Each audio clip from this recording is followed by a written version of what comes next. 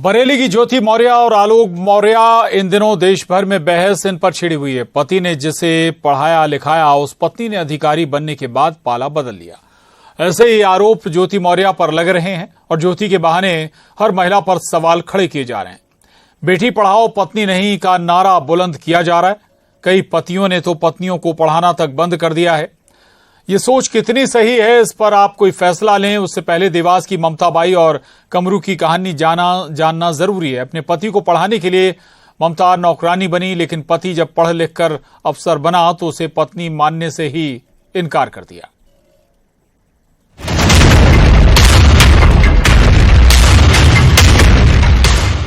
जिस पत्नी को पढ़ा लिखाकर एसडीएम बनाया, अधिकारी बनने के बाद उसने नाता ही तोड़ दिया।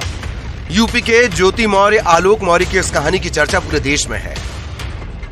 जब आलोक मौर्य ने अपनी दास्तान सुनाई तो उसके आंसुओं पर पूरा देश पिघल गया। कई पतियों ने तो अपनी पत्नियों को पढ़ाना तक बंद कर दिया। ज्योति मौर्य को बेवफा बताकर सभी महिलाओं को शक की नजर से देखा जा रहा है। अगर आप भी ऐसी सोच रखते हैं तो जरा इस महिला को सुनिए। पीएससी की तैयारी कर रहे थे जी। मैंने लोगों के घर काम करा, झाड़ू पोछा करा, बस तक की कंडक्टरी तक करी। कहाँ पे करी? ये इंदौर में। इंदौर में। हाँ। ये मामला भी बिल्कुल ज्योति आलोक जैसा ही है, बस फर्क इतना है कि पति की जगह पत्नी के साथ हुई है बेवफाई। यूपी के आलोक की तरह देवास की ममता बाई को मिला है धोखा। पीएससी की तैयारी कर रहे थे जी। मैंने लोगों के घर काम करा, झाड़ू पोछा करा, बस तक की कंडक्टरी तक करी। कहाँ पे करी? ये इंदौर में। इंदौर में। हाँ। ममता बाई ने पति को पढ़ाने के लिए घरों में नौकरानी तक का काम किया। पत्नी के सहयोग से पति कमरू सेल्स टैक्स अधिकारी बना, लेकिन अफसर बनते ही वो पत्नी को भूल गया। बागली इलाके में रहने वाली ममता बाई के मुताबिक पहले पति की मौत के बाद अलीराजपुर के जोबट में रहने वाले कमरू से उसकी नजदीकी बढ़ी। वो 3 साल तक लिव इन रिलेशनशिप में रहे। इस दौरान कमरू इंदौर में रहकर पीएससी की तैयारी कर रहा था। कमरू की आर्थिक स्थिति बेहद कमजोर थी। ममता बाई का कहना है कि उसने अपने पैसों से कमरू को पढ़ाया। वो बताती हैं कि इसके लिए घर घर नौकरी और बस में कंडक्टरी भी की।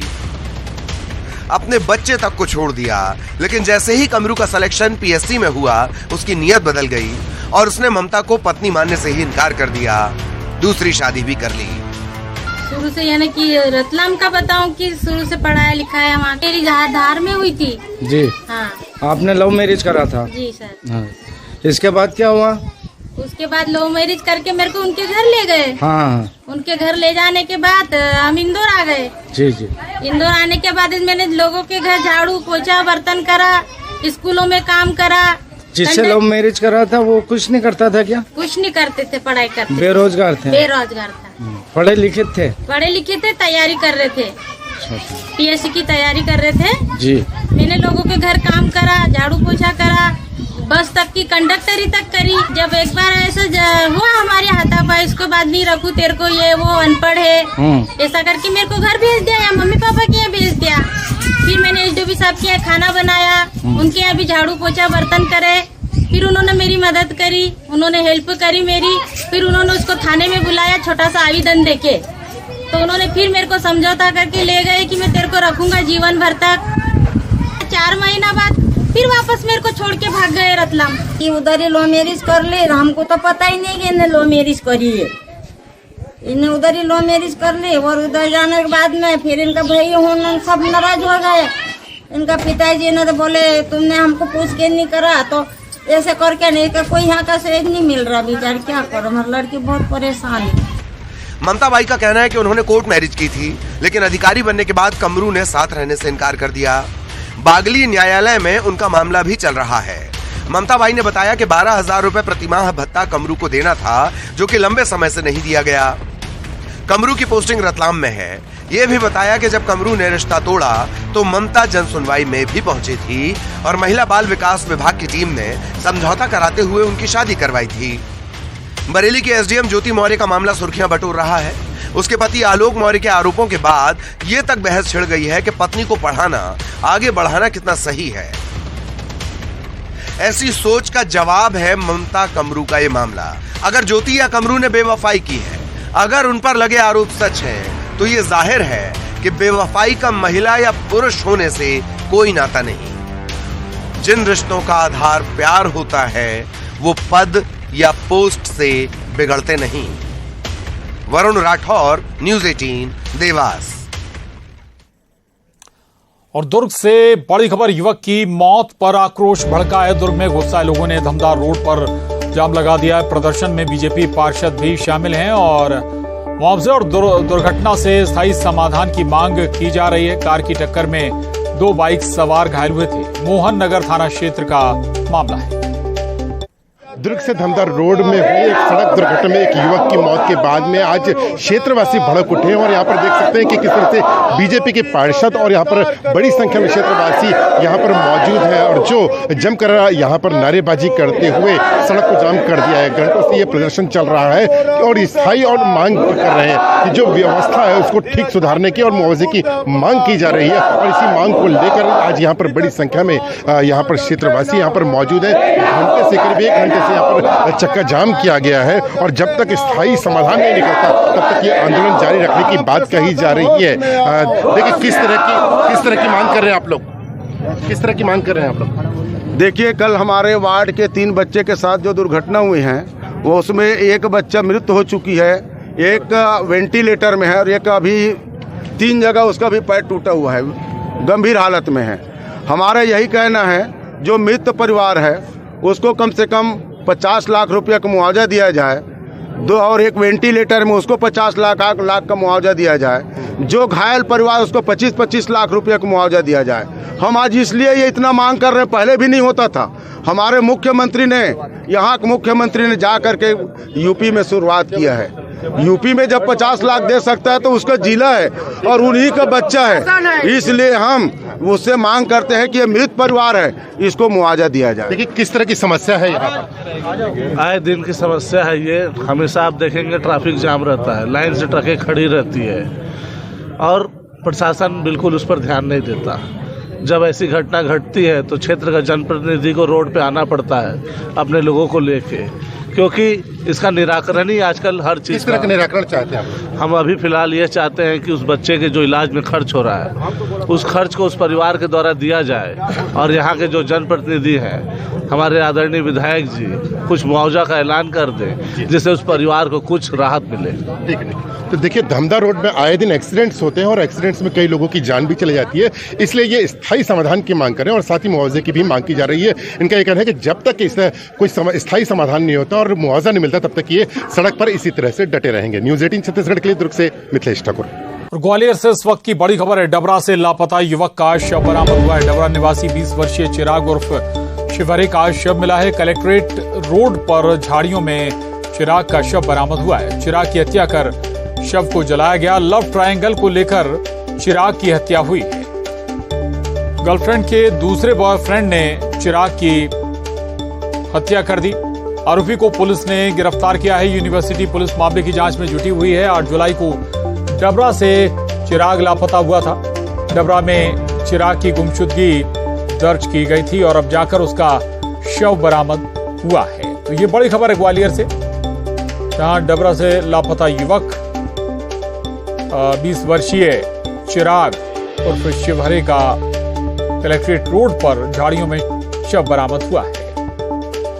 सुशील कौशिक हमारे साथ जुड़ गए हैं और जानकारी के साथ। सुशील, ये ट्रायंगल और अब स्वाभाविक है कि जांच जैसे आगे बढ़ेगी कड़ियां और खुलेंगी। बिल्कुल, देखिए 8 जुलाई को डबरा से लापता हुआ था करीब 20 साल उम्र है चिराग उर्फ सागर शिवहरे।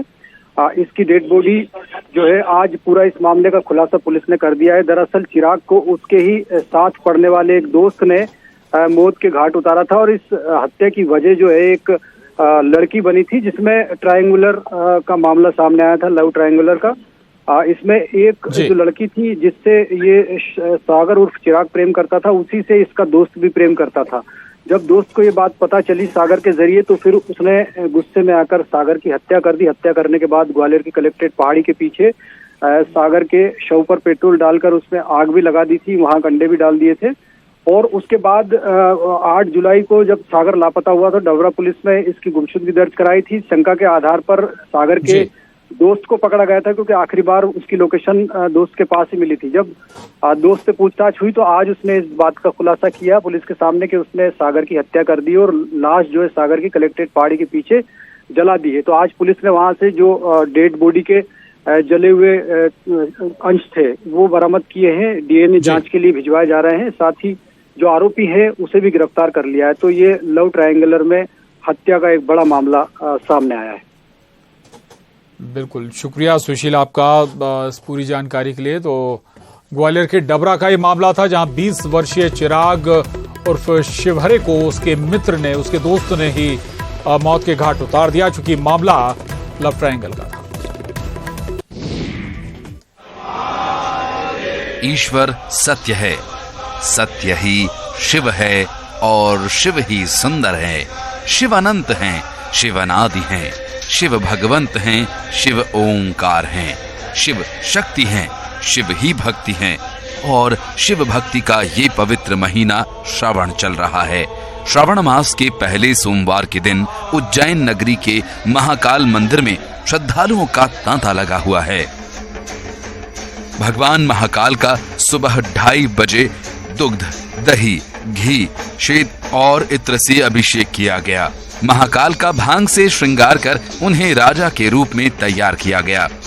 भगवान महाकाल को भस्म भी अर्पित की गई, जिसे देखने के लिए बड़ी संख्या में श्रद्धालु महाकाल धाम पहुंचे। वहीं आज शाम 4 बजे भगवान महाकाल अपनी प्रजा का हाल जानने नगर भ्रमण पर निकलेंगे। जिला प्रशासन ने भगवान महाकाल के दर्शन और सवारी में सम्मिलित होने वाले श्रद्धालुओं के लिए प्लान तैयार किया। इससे श्रद्धालुओं को महाकाल मंदिर आने तक कोई परेशानी न हो और इसके लिए जगह जगह साइन बोर्ड्स लगाए गए, जिससे श्रद्धालुओं को आसानी से महाकाल के दर्शन हो सकें और मंदिर पहुंच सकें श्रद्धालु। इसके साथ ही हेल्पलाइन डेस्क बनाया गया है। सीसीटीवी कैमरास से जगह जगह निगरानी रखी जा रही है। वहीं बड़ी संख्या में पुलिस बल भी लगाया गया है। श्रद्धालुओं को पानी, जूता स्टैंड, लड्डू प्रसादी के लिए काउंटर बनाए गए हैं। महाकाल लोक से मानसरोवर से श्रद्धालुओं को दर्शन के लिए एंट्री मिल सकेगी। कांग्रेस ने पंजाब के अपने वरिष्ठ नेता और पूर्व उप मुख्यमंत्री ओपी सोनी की गिरफ्तारी को लेकर मुख्यमंत्री भगवंत मान पर तीखा प्रहार किया है।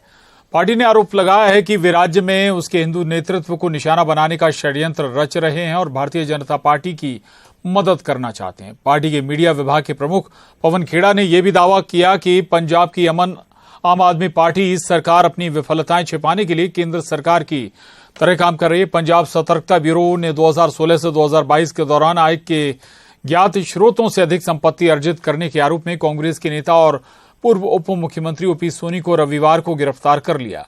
पवन खेड़ा ने सवाल पूछा कि ट्रांसफर पोस्टिंग में कौन दखल दे रहा है, किसके घर में रोज गहने खरीदे जाते हैं। भगवंत मान सरकार पंजाब में ठीक वही काम कर रही है जो दिल्ली में केंद्र सरकार कर रही है, भाजपा की सरकार कर रही है। वो क्या काम है?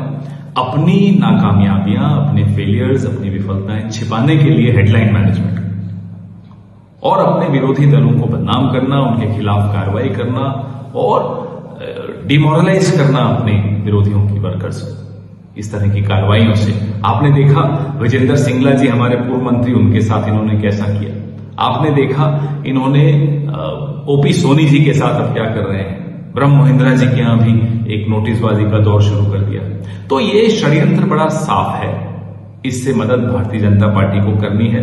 कांग्रेस का जो हिंदू नेतृत्व है उसको टारगेट करने का एक षड्यंत्र भगवंत मान रच रहे हैं। हम इनसे जानना चाहते हैं क्या हुआ अमरूद स्कैम में। अमरूद स्कैंडल में क्या कोई अफसर इन्वॉल्व नहीं था? अगर कोई स्कैंडल था तो अफसरों को आप क्यों बचा रहे हैं? ये किस तरह की अरेंजमेंट आपने अफसरों के साथ की है कि कोई तथाकथित स्कैंडल हो उसमें सिर्फ और सिर्फ पॉलिटिशियंस को नोटिस देंगे, उन्हीं के खिलाफ कार्रवाई होगी, अफसरों को बचा देंगे। आपकी अपनी सरकार में एक्साइज में क्या हो रहा है, आपकी अपनी सरकार में सैंड माइनिंग में क्या हो रहा है, आपकी अपनी सरकार में पब्लिक रिलेशंस डिपार्टमेंट में क्या हो रहा है, इसका भी जवाब दीजिए। और भगवंत मान जी, सरकार किसके घर से चल रही है जरा ये भी बताइए। कौन है जो ट्रांसफर पोस्टिंग्स में दखलंदाजी कर रहा है, जिसका राजनीति से और सरकार से कोई मतलब नहीं है, लेकिन वो आप मुझसे ज्यादा समझते हैं वो कौन है। कौन है जिसके घर में लगातार गहने खरीदे जाते हैं, हर दूसरे तीसरे दिन गहने खरीदे जाते हैं, वो घर कौन सा है? पंजाब की जनता भी जानना चाहती है। भगवंत मान जी, इस तरह की राजनीति मत कीजिए, ये राजनीति बाद में आप ही को नुकसान करेगी। भगवंत पवन खेड़ा ने आम आदमी पार्टी सरकार पर सवाल उठाए हैं पंजाब की, और दरअसल कांग्रेस के एक नेता को गिरफ्तारी पर ये सवाल उठाए हैं। आपको बता दें कि कांग्रेस नेता और पूर्व उप मुख्यमंत्री ओपी सोनी की गिरफ्तारी पर भगवंत मान सरकार पर तीखा प्रहार ये कांग्रेस की ओर से उन्होंने बोला। पार्टी ने आरोप लगाया कि वे राज्य के उसके हिंदू नेतृत्व को निशाना बनाने का षड्यंत्र रच रहे हैं और भारतीय जनता पार्टी की इसके जरिए मदद करना चाहते हैं। पार्टी के मीडिया विभाग के प्रमुख पवन खेड़ा ने यह भी दावा किया। और बड़ी खबर भोपाल से, केंद्रीय गृह मंत्री अमित शाह कल भोपाल आएंगे। अचानक तय हुआ भोपाल आने का कार्यक्रम गृह मंत्री का। सरकार और बीजेपी के आयोजनों में शामिल होंगे केंद्रीय गृह मंत्री अमित शाह। कार्यक्रम की अंतिम रूपरेखा आना बाकी है। ये बड़ी खबर भोपाल से, केंद्रीय गृह मंत्री अमित शाह कल भोपाल आएंगे। अचानक बताया जा रहा है कि भोपाल आने का कार्यक्रम गृह मंत्री का तय हुआ है। सरकार और बीजेपी के आयोजनों में शामिल होंगे। और न्यूज 18 संवाददाता भोपाल से शैलेंद्र सिंह चौहान हमारे साथ जुड़े हैं।